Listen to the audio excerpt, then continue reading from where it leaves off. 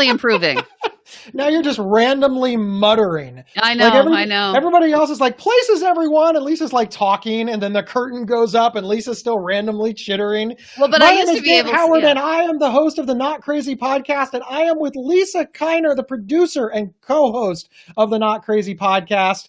And together, we are on psychcentral.com/notcrazy. I don't know where we're going with this. I would have accepted Not Crazy podcast. Oh, the Not Crazy podcast. Okay. What is the Not Crazy podcast? It is the mental health podcast for people who hate mental health podcasts. See? Here's what's going to happen. We already scripted that one. Here's what's going to happen over the next hour.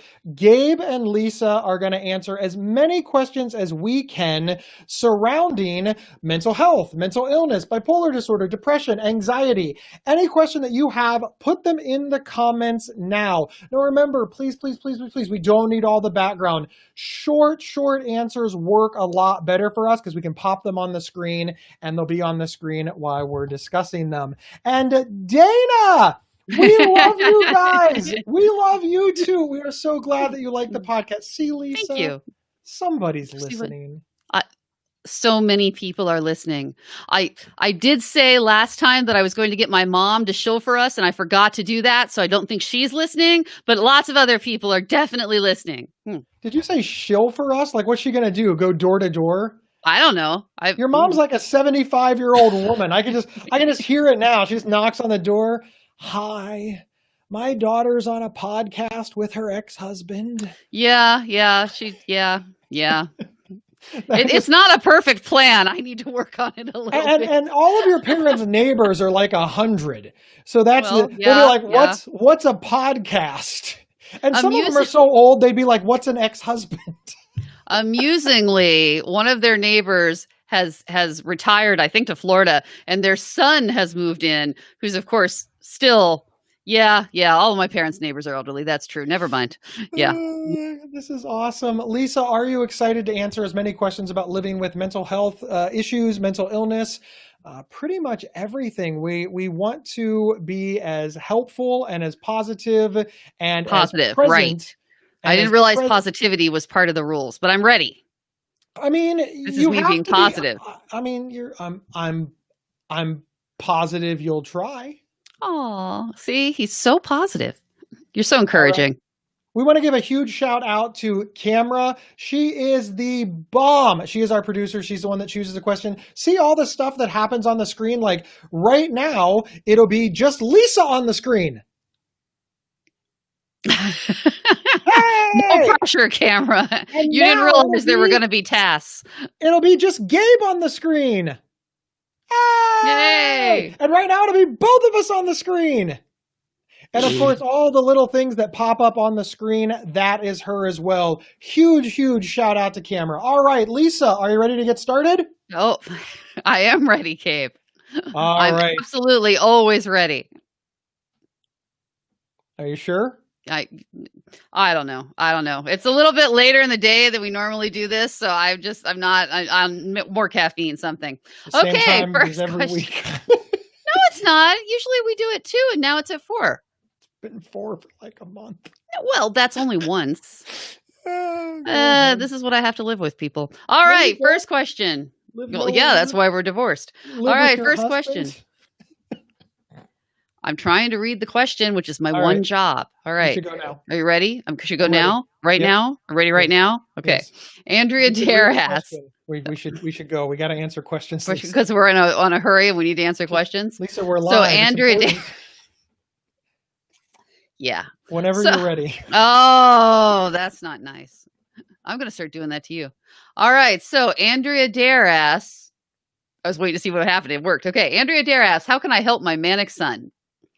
So what was most helpful to you that your family did when you were is that the right way to say it? Actively manic, Gabe? Yeah, this is, we're going to have to approach this from 2 angles. First, I will answer from my perspective as somebody who has been manic. And then I think that you, Lisa, should answer from your perspective as somebody who helped me. Okay. All right. That's good. Good system. Good system. So I'm just giving you a hint so you can think up your answer. Yeah, so I can plan ahead. Okay. Yeah, you'll have about 45 minutes. I'm writing. I'm just teasing. when so it's very difficult to help anybody with almost any medical problem. And in mental health, it's even more difficult because you can't do it for somebody. And I think this is something that gets missed a lot. People often ask me, like, how can I help my friend get out of depression? And the answer reasonably might be you can't. And then people say, well, how can I help my loved one out of mania? The answer reasonably might be you can't. Because if you two haven't worked out a system, like what to do in that case to get your son to listen, it's going to be very difficult to get through, especially with mania. One of the hallmarks of mania, of course, is this grandiose thinking. It's this invincibility. It's this consequence-free environment. And none of that points to, I need help. Well, if I don't think that I need help and somebody shows up to help me, that's extraordinarily difficult. I'm going to look at that person like they're nuts because I'm going to think, hey, I'm fine. I'm not the problem here. Well, frankly, you're harshing my mellow. You're in my way. And that's very, very difficult to penetrate.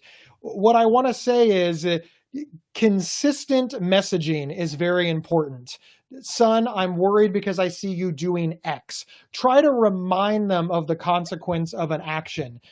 Son, you drove really, really fast with me in the car, and I'm scared when you drive that fast, and now I won't ride with you. Try to hang it on something. Say, remember the last time you drove that fast when you got in a car accident, upset me or your grandmother or your sister. Try to tie it to things to try to break through.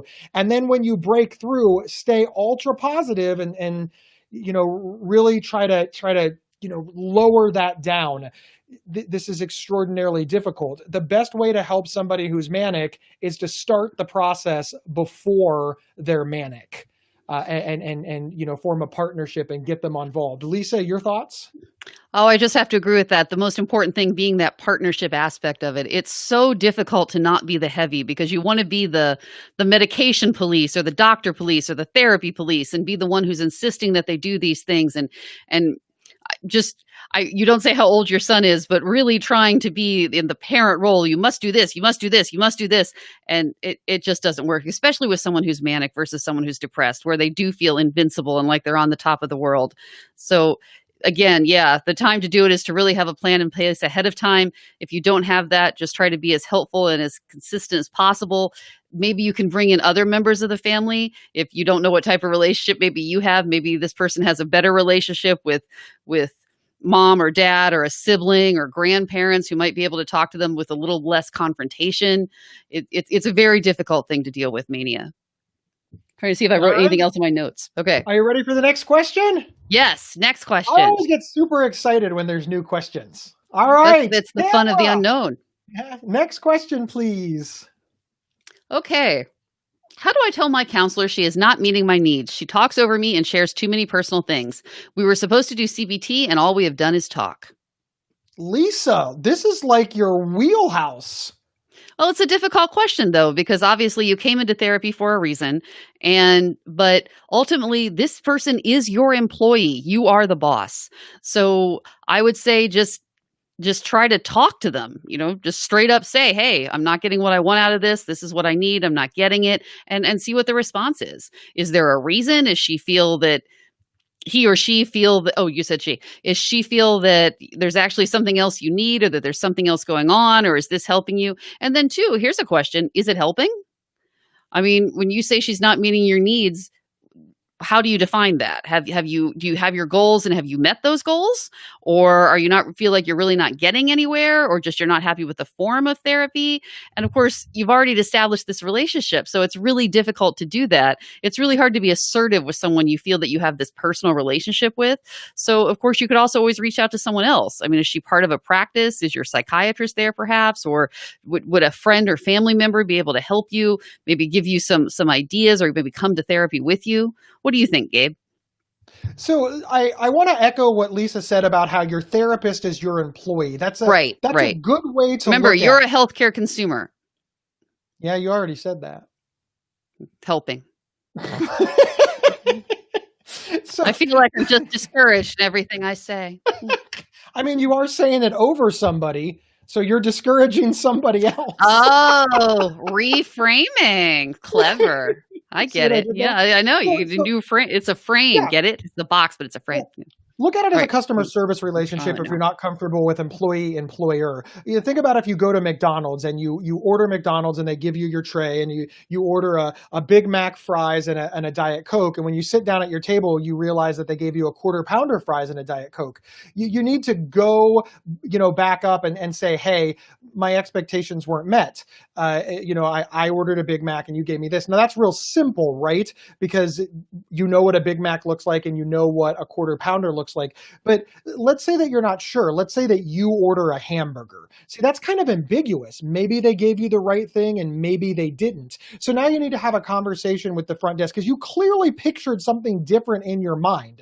So when you walked up to, the McDonald's, say, I ordered a hamburger, but the hamburger that I envisioned had two patties, and it had the bun in the middle, it had lettuce, and this one just has just has pickles. And they, having that conversation, they'd be like, you ordered a hamburger and we just assumed you meant the hamburger, whereas what you actually meant was the Big Mac. And by working together, you can resolve that issue and get the food product that you want. It works the same way in therapy. Sometimes the idea that you have in your head of what therapy should look like and the type of therapy that your therapist provides are worlds apart. It doesn't mean that anybody did anything wrong, but it does mean that your expectations are not being met. You're not getting the Big Mac because they think you want a hamburger, and there's a disconnect. You need to be open. You need to say to your therapist, I don't feel that my goals are being met.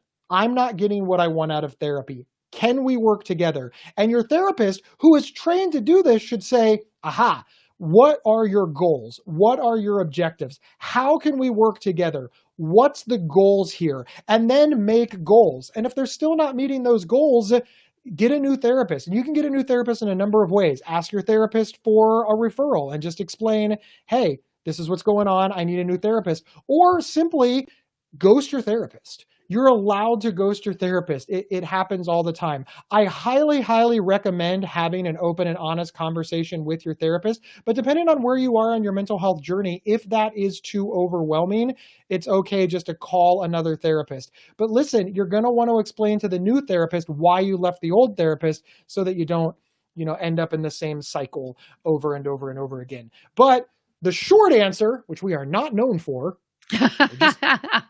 the short answer is you need to have a dialogue with your therapist, an open and honest dialogue. Write it down if you have to. Send them an email if you have to. Leave them a voicemail if you have to. Do whatever you need to do. All right, Lisa. That's a good idea, sending email or voicemail if it's difficult for you to talk about it face to face. Okay, so we're ready. That is a good idea. Hang on. Before we move on, we have a super special guest watching today. It's Ryan. Oh, hey. Hi, Ryan. How do you know? Because I saw her in the chat boxes. But I'm looking at the chat boxes and I don't see her. Ryan is awesome. No? Well, yeah, I agree. I don't see it. It's literally now on the screen. Oh, for God's sakes. Hi, Ryan. Hi, Ryan. All right, we ready for the next question? I'm sure she'll get right back to the podcast as soon as this is over. She actually will. She's one of our biggest fans. We love Ryan. Thank you, Ryan, for tuning in. All right, Lisa. And the horse is beautiful. All right, next one. All right, Katie Clark asks, how do you deal with depression and wanting to sleep all day? It's a difficult one. First off, I think that when you have depression, wanting to sleep all day is a defense mechanism. It is a coping skill. I'm not saying that it's a good coping skill, but it is understandable. So often people beat themselves up. Depression saps your energy. It takes so much from you. It is literally draining. It feels like a giant weight. It slows down your thought process. It makes you lethargic. And people are like, well, I have depression and I want to sleep. Yeah. The good news is you're sort of congruent in this way. It makes sense that you would find yourself in this place. So I always like to point that out because so many people are like, well, I'm depressed. Shouldn't I want to run a marathon? No, you're depressed. That said, Obviously, just like when we have the flu, we want to sleep all day, but we want to get past that. We want to move forward. And so it's natural to want to rest, but we want to move forward. When you are in this, when you are in your depression and you want to sleep all day, the first thing that I recommend is try really, really, really hard not to. And people say to me, well, what do you mean, like, try really hard not to? Like, should I run the marathon? No, baby steps. Uber super baby steps. All too often, we clump things together. We make statements like, I got up and went to work. And what that encompasses is actually many, many steps. You have completed many projects. First, you got up, you took a shower, you brushed your teeth, you shaved, you got dressed, you fed the dog, you got all your stuff together, you got in the car, you drove to work, your car has been maintained, it already has gas in it. Maybe you stop for coffee and then you show up. That's like 10 things. You accomplished 10 goals that we just erase in the way that we speak, because well, frankly, it's just easier. It's easier. We bundle. We've been taught to bundle. Unbundle. Say to yourself, today I will take a shower, get dressed, and walk to the mailbox. Write it down on your mirror if you have to. Write it down on a slip of paper and do it. And do it. And who cares if it takes all day? Because listen, if you sleep all day, you accomplish nothing. If you sleep all day, but you take a shower, you get dressed, and you walk to a mailbox, that means you accomplish 3 things. And then tomorrow you can build on that and accomplish 4 things. It's all about the baby steps. We always think big. We think too big. We are sick. And we think, why can't I behave like I'm not sick? And the answer is because you can't go from 0 to 100 instantly. You have to accelerate up. Baby steps, baby steps, baby steps. Lisa? Well, I would also like to say, though, Gabe, when you said, well, try not to. Well, try not to. She's trying. You might not be able to not to. Sleep is a biological need. I think, and also, you don't tell us the details, but excessive sleeping is often a side effect of antidepressants. So if you're sleeping a lot more, you might want to talk to your doctor about, is this a med side effect and how can you manage it? Is it something that you can, you need a change of medication, or is this something you can manage differently? So it might not be possible to sleep less. You can't necessarily control your own body's need to sleep. So when Gabe says, try not to, although I do understand the what you're trying to get across, Gabe, I think that's a little bit, try not to. Oh, well then. Oh, what word should I use instead? I agree with everything you're saying. You're right. But try not to implies that it has 100%. I think try implies that there's 100% voluntary control there, and there's not. That literally the word try does not mean 100%. Otherwise, I would have said do. Remember Yoda? There is no try. There's do or do not. Okay. I literally use good the one point. try. We need like, to use the Star 100%. Wars. Yeah, good point. How does I miss imply 100%? How did I miss the moral wisdom that was available to me? Try to make $1 million. Does that imply that I am guaranteeing the audience that you will make $1 million? But when you have someone in a wheelchair and you say to them, hey, try to walk. I mean, come on, really? Yeah. In case you couldn't figure that, we're now divorced. So listen, let's go back to your, listen, hang on. Let's go back to your wheelchair analogy. You recognize that, again, I don't know why you are in the wheelchair. So I'm going to be very exactly. That's my point. Trying might not be a choice. Trying might not be a choice. But in depression, if you literally are sleeping 24 hours a day, the only thing that we can offer you here on Psych Central, the Mighty, is to call 911 immediately. If you are asking for things that you can try at home, you can try not to sleep all day. Why would you call 911 immediately? You mean call your doctor and get this looked at? I mean, I don't know. If somebody 911 really can't wake up.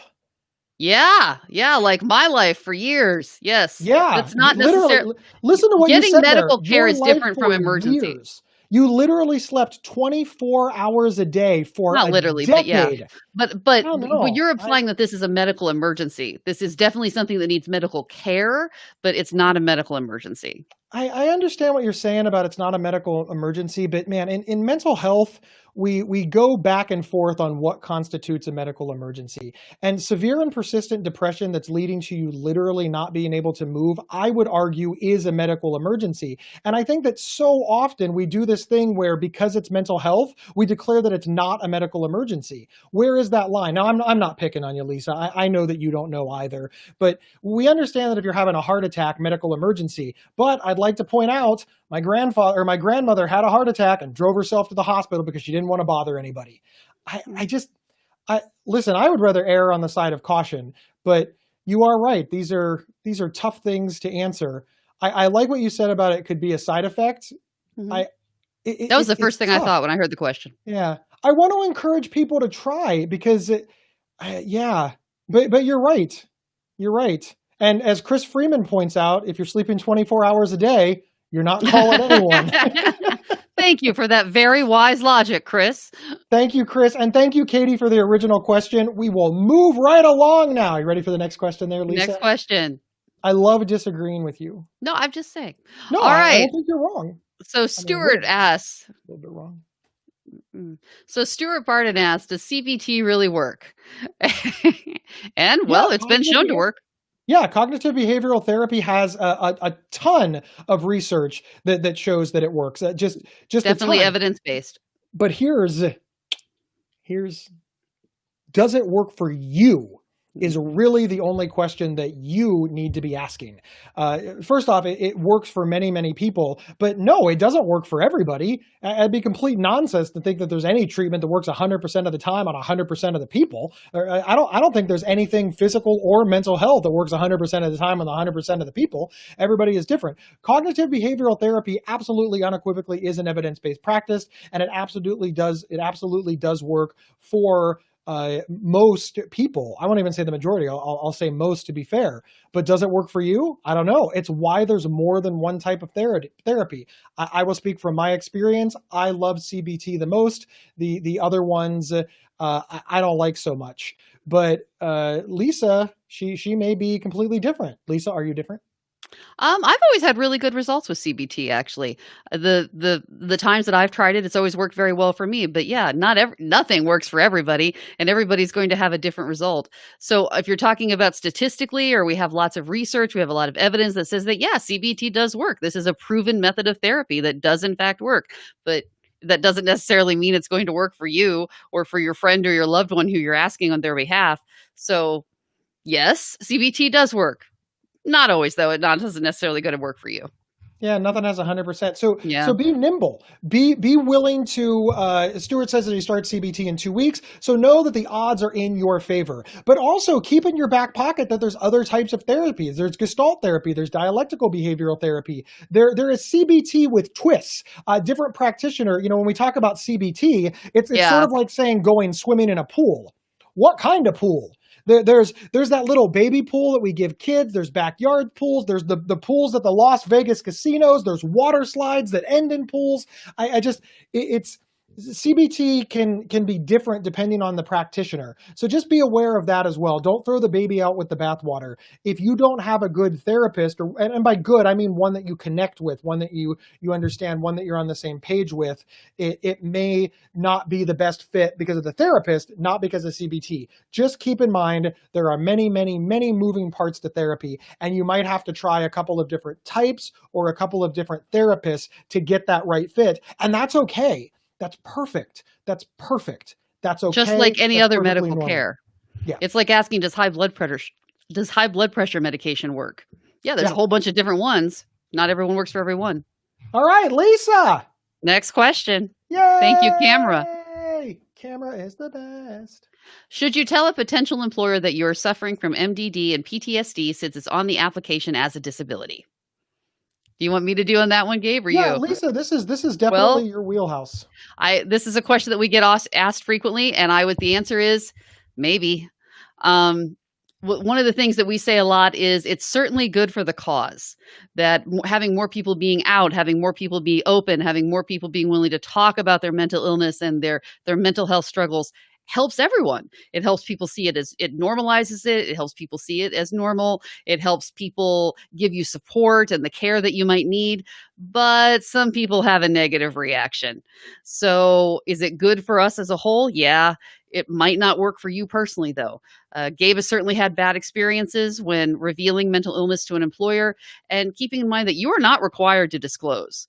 The only time you're ever going to have to disclose at all is if you are asking for some sort of reason. I'm assuming you're in the US. If you're asking for some sort of reasonable accommodation through the ADA, and even then, you're disclosing to human resources. You don't have to tell your boss or anything like that. This is your private medical information. You are not required to disclose this. So will it be a good thing? Maybe. It might help you get the support that you need. It might help your employer work with you, or it might help them give you a hard time. So it could be good, it could not. There's pluses and minuses. I like what you said there about weighing your options and understanding that it could be good and that it could be bad. First, I like that you mentioned that we only understand the United States. If yeah, that's true. I don't know where you Canada, are. It may be very, very different. You've got to decide. As Lisa pointed out, I did have a very negative consequence disclosing that I had bipolar disorder. But I want to be clear, I've also had extraordinarily positive responses in disclosing that I had bipolar disorder at different jobs, obviously. And with different people. Yeah. And so now let's talk about doing it smart. So first off, if you have a need to disclose, and the need to disclose is that you need an accommodation. You can't get an accommodation if you don't disclose and provide paperwork. You can't just say, hey, I want X because I have an illness, and expect your boss to be like, oh, okay, well, you can have it, because they're going to need some backup. So now let's talk about disclosing smart. When I say disclosing smart, I mean if you work for a big enough company, schedule a meeting with your human resources department without your supervisor, just your human resources department, and disclose to them. Tell them what you want, what you need, and ask them if there is a way to not tell your supervisor. And if they say yes, we will tell the supervisor that we have everything and that we are approving the accommodation. Then your supervisor will have no idea what's going on and still give you the accommodation that you've arranged with human resources. This is a way to protect yourself in some small way. Now, this only works if you're with a large enough company that has it. Now, that human resources department may say, look, in order to give you this accommodation, we do in fact need to tell your supervisor. That's no problem. Ask the human resources department now to schedule an appointment with you, human resources, and your supervisor so you can get it all out in the open, exactly what you need, so that you can get all the accommodations and everything that you need to do your job well and best, and of course, get the support that you need. Now, if you're in a smaller company, this might just be your supervisor. So the final bit of advice that I have is talk to your supervisor alone. Come in early, schedule an appointment after hours.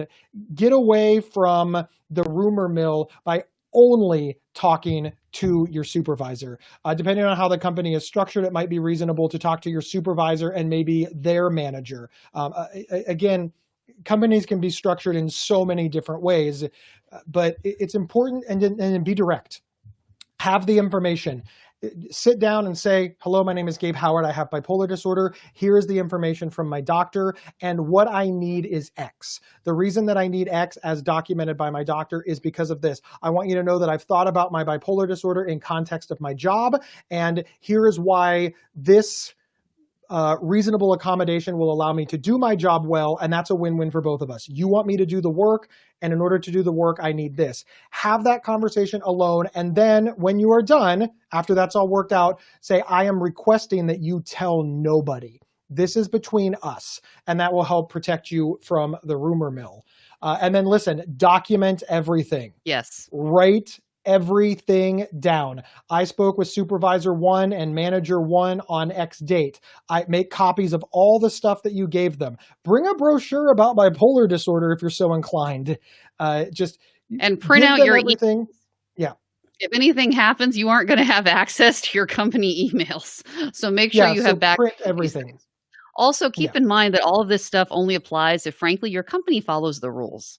A lot of times people say to me, oh, well, you're discriminated against for mental illness. Well, that's illegal. And I always respond, because I'm kind of not a nice person. Well, murder is illegal, and that happens too. So just because it's against the law for people to... We could have gone with burglary. Well, it shows straight to murder. you see the point I'm making. Just because Jaywalking's something is illegal. Well, illegal, maybe go with running a red light. just because Just something is illegal murder. doesn't mean it doesn't happen. So whether or not you want to disclose, you got to look out for yourself. And I don't know if that's the right answer for you. Exactly. All right, are you ready for the next question? Thank you so much. It's a difficult question. Good It luck. really is a difficult question, and we wish you the best. Document. Have straight, honest, and open conversations. It really does value. It really does matter. Sincerely. All right, next question. All right, next question. My friend won't stick to the psych meds he's prescribed. I tell him that they take time to work. He may need to try different meds and amounts. His patience is thin. Advice? Lisa, you Yeah, helped me stay everything we on just my said. meds. Go. It's difficult. I don't know what type of resources you might be able to provide this person, but yeah, it takes a long time to work. It takes weeks, if not months. And then, as we've talked about many times, let's say you need a med change. If you're taking multiple medications and you need a change in one of them, you've got to change them one at a time, and then you've got to taper up, and you've got to taper the other thing down. And this whole thing takes weeks. It takes months. It takes forever. And yeah, it just takes lots and lots of patience. And there's just no workaround for that. There's no way to make it go faster. I suppose I would probably just try to be encouraging and let them know that this is how it works, that it does just take lots and lots of patience. I've done it. Gabe has done it. Lots of people have done it. Almost everyone can get there in the end. There are literally hundreds of psychiatric medications out there. So there is a regimen or a combination or a drug that will work for you, but it can take a really long time to find it. And I just try to be as encouraging as possible with this person that they will get there. It is possible to get there. But yeah, the in between is really difficult. What, Gabe? One of the things that I want to say is we have this tendency. We have this tendency to only want to talk to our friends and loved ones about severe and persistent mental illness, about psychiatric meds, about doctor visits when everything is going poorly. When there's a problem, when they want to quit their meds, when they have gone off their meds, when they're having a side effect, when they're depressed, when they're manic. We always decide that that's the time. That's the time. This is literally the equivalent of having a fire drill when there's a fire. It's not the best time to have these conversations. The best time to have a fire drill is when the house is fine, when there's no fire in sight. That's when you want to lay this groundwork, lay this foundation. This is when you want to talk to people. And it's the number one thing that I think friends and loved ones and support people miss. They only want to talk to us when everything has gone to hell. When everything's gone to hell, we've got a lot. We've got a lot on our plate. Everything's going to hell. And now we have you yelling at us. And you may say, no, I'm not yelling. Look, I'm sorry. I'm giving it to you from our perspective. That's what it feels like. It feels like you're one more person piling on. My recommendation, when everything is going well, when they first get that prescription, when they first fill it, say, hey, this might fail. This might not be the drug. Let's talk about what happens when you have a side effect. No side effect in sight. Let's talk about what happens if you don't get the results you want. Let's talk about what happens if you get the side effect that you're afraid of, sleeping too much, sexual side effects, etc. Let's talk about what happens if the house catches on fire. That's what you want to talk about. No fire in sight. Everybody's safe. You're sitting there drinking a soda, eating a pizza, laying out a plan for what to do. The living room bursts into flames.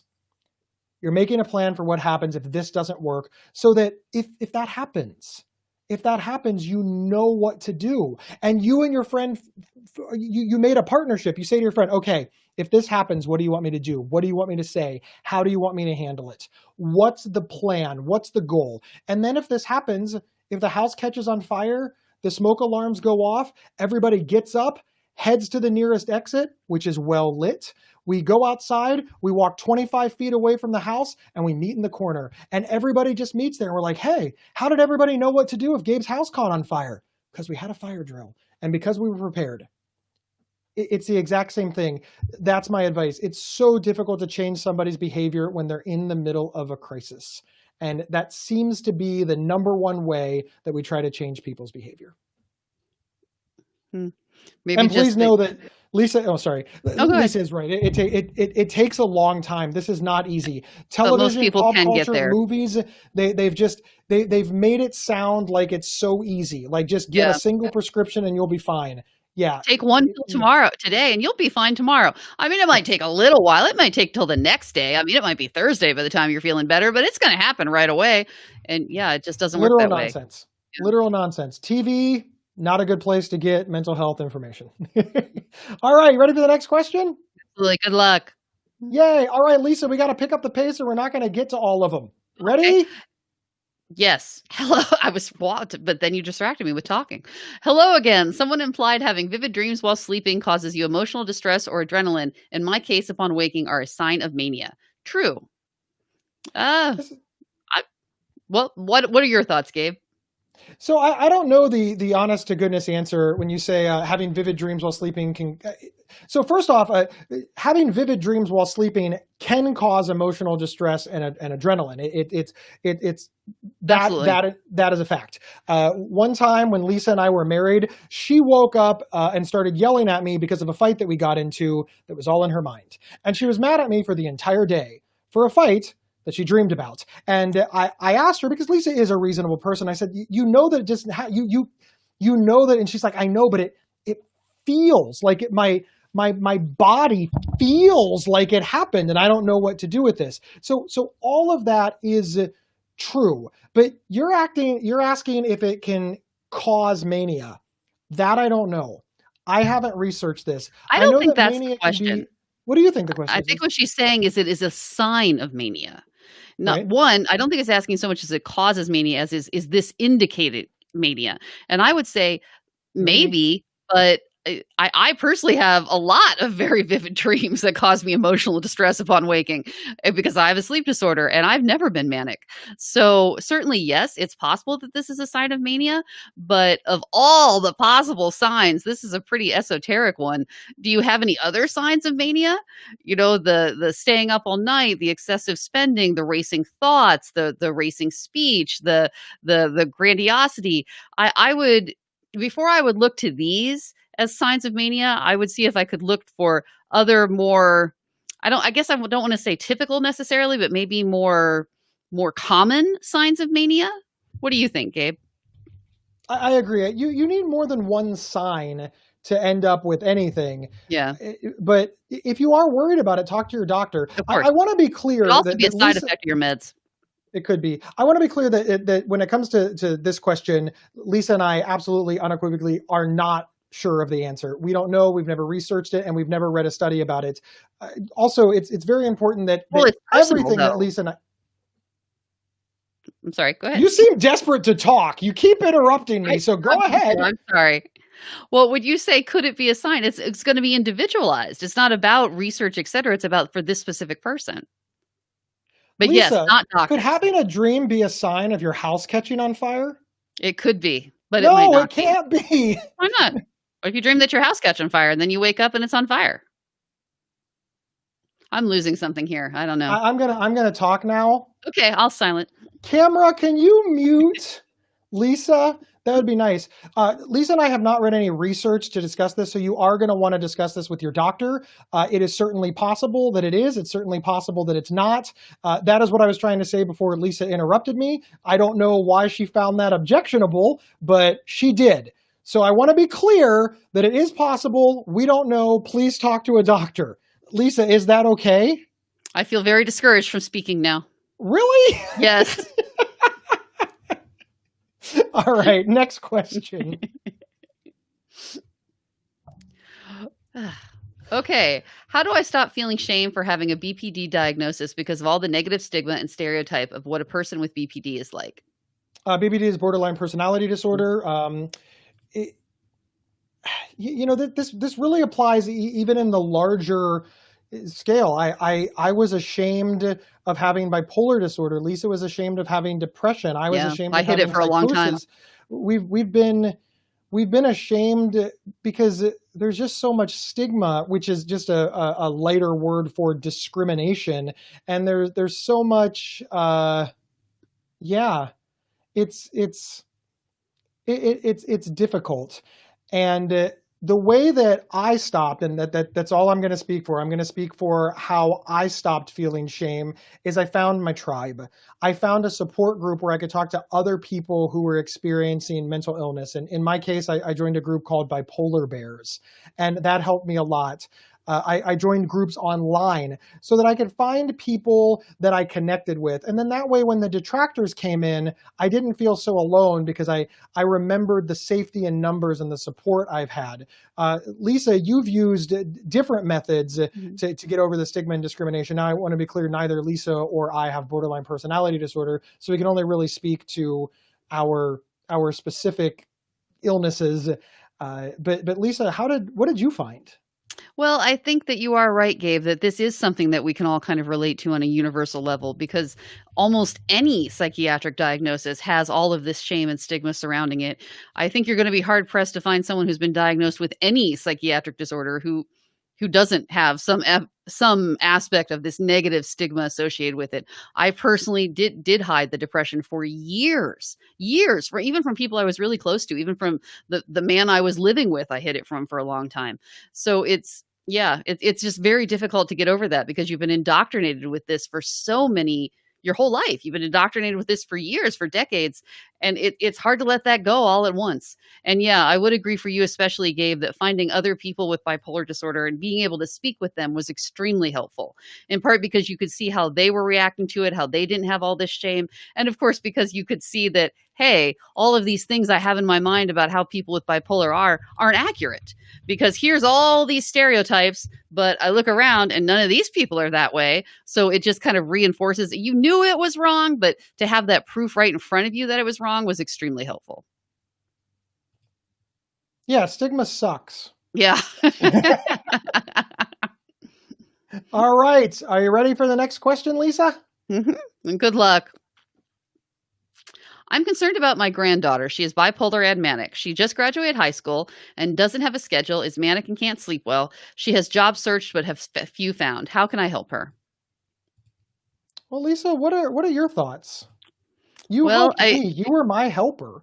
So I feel like me answering is just kind of mean because you gave me all the help.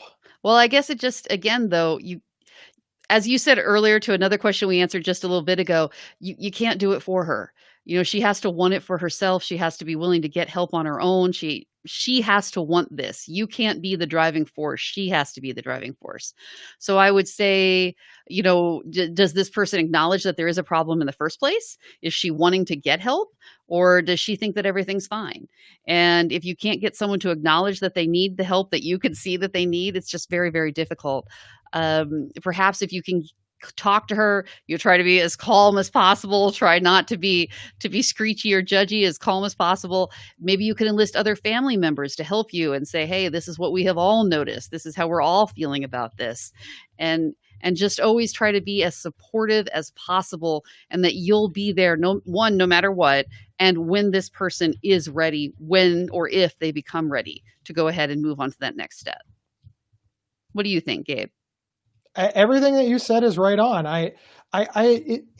It's so difficult that we can't do it for our loved ones. Especially since you're dealing with an adult. Yeah, and I believe this for everything, for what it's worth. I've been married for 8 years. We've been together for 9 years. And, sometimes my wife will have a problem and I think I just want to fix it. I just do. My wife does not live with mental illness. She doesn't have physical illness. She's just somebody that I love who is having a problem, and I'm unable to do it for her. And this is something like a problem at work that she's having, or something that she's struggling with to make a decision. And I can try to help around the periphery, but the best that I can do in that case is to say, honey, how can I help you? And then do what she says. So, that's really good advice, actually. Asking how you can help is really good advice.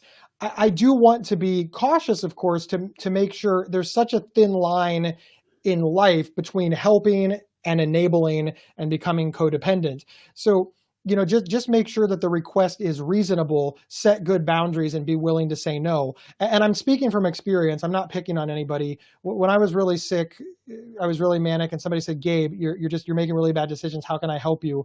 I said, "You can give me a loan for $10,000 because I've got this business idea that's absolutely going to make it." So clearly, if my friends and family would have been like, "Oh, well, Gabe's got this business idea," and they would have given me the $10,000, it would have turned out extraordinarily poorly. One, I doubt I would have used it for the business idea. I would have used it for nefarious purposes. And that would have been an excellent example of enabling. It probably would have made them mad, which would have cost me my support group. So just be aware of that. But ask them what you can do. Ask them what you can do.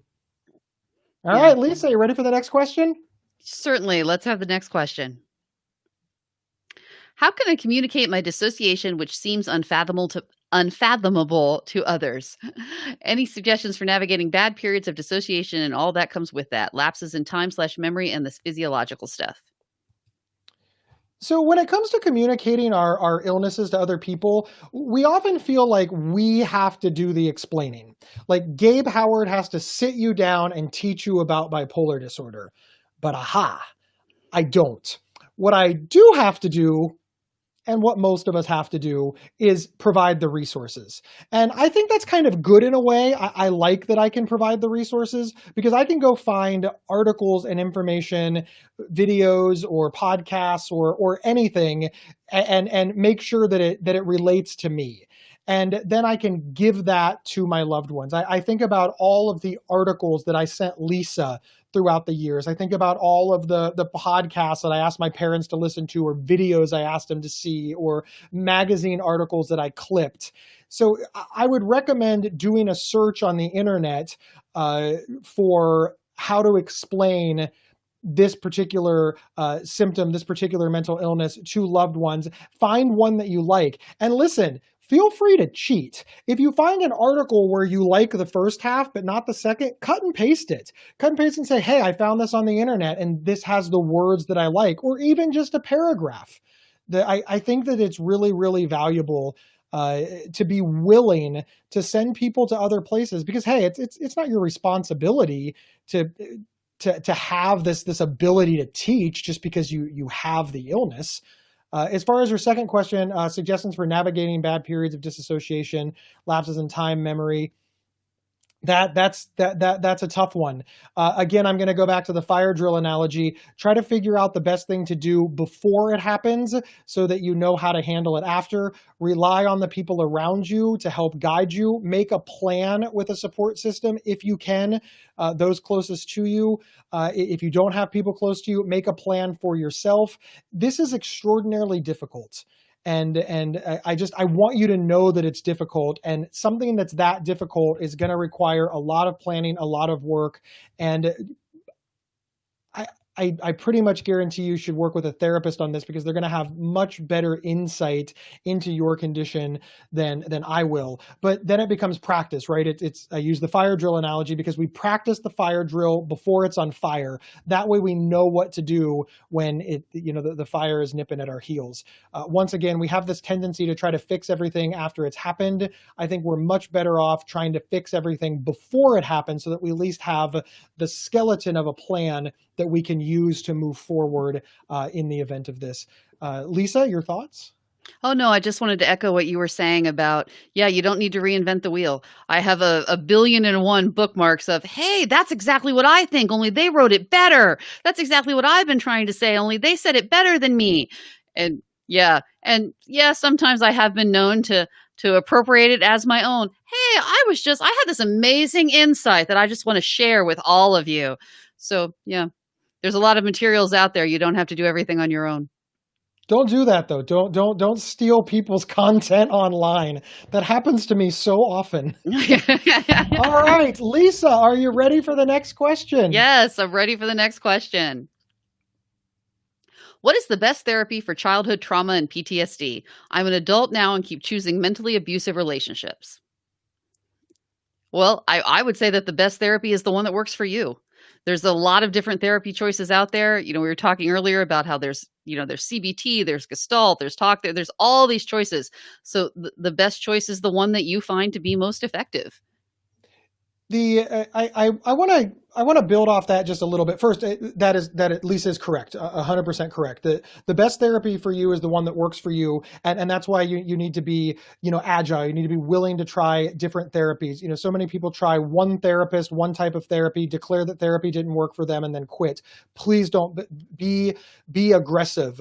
Be, what's the word I'm looking for, Lisa? Be A healthcare consumer? well, yes, but Proactive.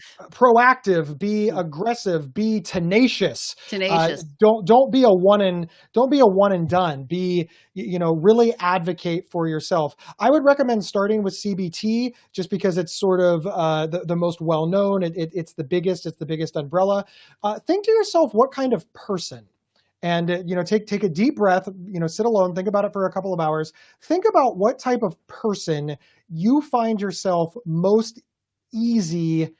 that you find the easiest to talk to. Is it a man? Is it a woman? Is it an older person? Is it a younger person? Just take a deep breath and think. I don't have a problem. It is easier for me to discuss things like this with an older female, and then seek out that type of therapist. Talk to yourself about what kind of therapy you want, even in CBT. Do you want somebody who's religious, non-religious? Do you want somebody who talks a lot, doesn't talk a lot? Do you want a therapist who's going to hug you at the end of the session? Do what kind of demeanor do you want them to have? Do you want them to be gruff and say, "Stop it, here's what you need to do," or do you want them to be, more accepting and understanding and loving with little prods? Really give that a big thought, and then request that type of therapist. Seek out that type of therapist. That's been a real big secret to my success. The last thing that I want to say is there's support groups for post-traumatic stress disorder and childhood trauma. Again, I can't guarantee that they're in your town or city, but for example, I live in Central Ohio, and there are. So Google PTSD support groups and your city and see if you can find one. I have found them to be invaluable. Because being in a room with people who are farther along in the journey has really helped me personally. It gives me a lot of hope. It allows me to ask more specific questions, and it feels less medical to me. And I think that's very, very valuable to me personally. And you can do both. A lot of people think that you can either do like group therapy or you can do one-on-one therapy. Do both types of therapy. You can go in multiple directions. Well, and also keep in mind, if you're in a rural area, et cetera, you can't find access to an in-person support group. There's lots of stuff online, especially now in COVID time. There's tons of support groups and other resources available online. I personally do prefer in person. I find it much more useful, much more helpful to me. But if that's not an option, there's a lot of other options out there. I completely agree. All right, Lisa. All right, next question. You haven't been doing your boop thing today. Yeah, I booped last time. Okay, all right. Don't want to over boop. What advice do you have to manage social anxiety with close people in your life? I'm okay around strangers, but feel uncomfortable around family and friends. That actually makes a lot of sense to me because after all, you don't care what strangers think. Who cares? It doesn't matter what they do or say. But when you're around the people you care about, your family, your friends, you worry about them. You have a lot of anxiety about what you say or do around them because you want them to have a good opinion of you. So I that actually makes perfect sense to me. What do you think, Gabe? So, yeah, it does make sense. The opinions of our family and friends means more to us, right? When we talk about how to manage social anxiety with the close people in your life, once again, I'm going to go back to open and honest communication. There is not anybody in my inner circle that doesn't know all of the symptoms of anxiety and panic in Gabe Howard's life. They've all ran interference. Sometimes they notice that something's going on before I do because they've been helping me manage it for so long. And this is my tribe, right? These are my people, my wife, Lisa, my buddy, Vin. They know what to do because once again, before the house caught on fire, I talked to them about it. The other thing is, I think about some of the things that my friends have done for me in their own homes to make my life better. I have a spot in other people's houses. Like that's Gabe's spot. That's where Gabe sits. Why can't Gabe sit over there? Because that's not his spot. I was doing Sheldon from The Big Bang Theory before Sheldon did Sheldon from The Big Bang Theory. When I go out to restaurants, it's amazing. I'll go in a big group with the hostess or host will bring us to the table, and everybody stands around and waits to see where I sit. Because then they fill in around me because they know it's most important that I have the right seating because I can't have my back to the door. I can't have my back to the room. It's just an ever moving target. And then, I think about Lisa. I want to throw her under the bus for a minute so I don't feel so bad. Lisa doesn't like it when food touches.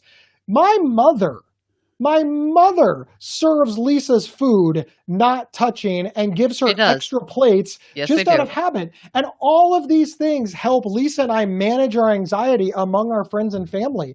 I engage them, sincerely engage them.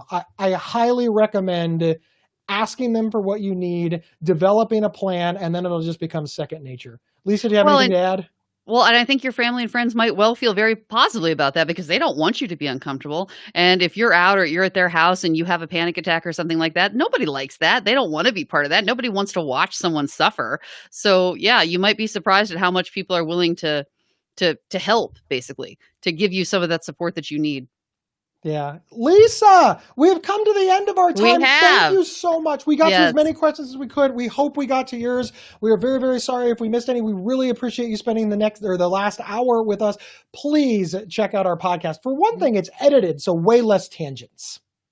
Well, not necessarily, but it's the Not Crazy podcast.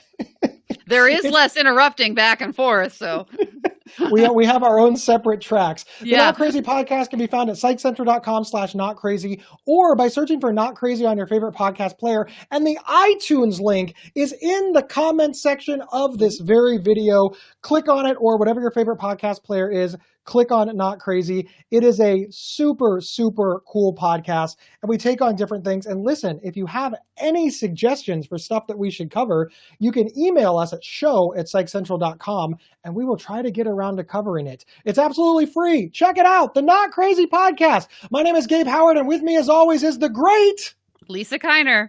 Yay! Bye, everyone. Thank you so much.